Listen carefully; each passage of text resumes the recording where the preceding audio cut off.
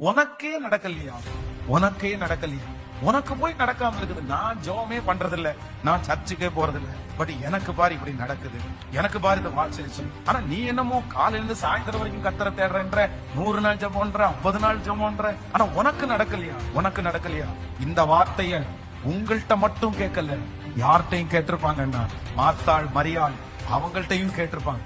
அதனாலதான் அங்க தனியா பேசிக்கிறாங்க. என்ன பேசிக்கிறாங்கன்னா, இவர் இவ்வளவு நேசிக்கிறார்ல அப்படின்னா அவனை சாகாமல் இருக்க பண்ணிட வேண்டியதானே. 2 நாளைக்கு முன்னாடி வந்து அவனுக்கு விடுதலை கொடுத்திருக்கலாம்ல அப்படின்னு அத்தனை பேரும் சுத்தி கேக்குறாங்க. ஆனா ஆண்டவர் எல்லாத்தையும் கேட்டுட்டு அமைதியா இருக்கிறாரு. இல்லப்பா, என் பிள்ளையினுடைய வாழ்க்கையில, என்ன நோக்கி கூப்பிடுகிற பிள்ளையினுடைய வாழ்க்கையில ஒரு தாமதம்னு ஒண்ணு இருந்துச்சுன்னா அதற்கு கண்டிப்பா காரணம் இருக்கும். இவ்வளவு ஜெபம் பண்ணியும், இவ்வளவு கர்த்தரை தேடியும் அது நடக்கலன்னா கர்த்தர் ஒரு நோக்கத்தோட தான் அதை செய்திருக்கிறார். அது ஒரு காரணம் இருக்குது, காரணம் இல்லாம இல்ல. ஆமென்.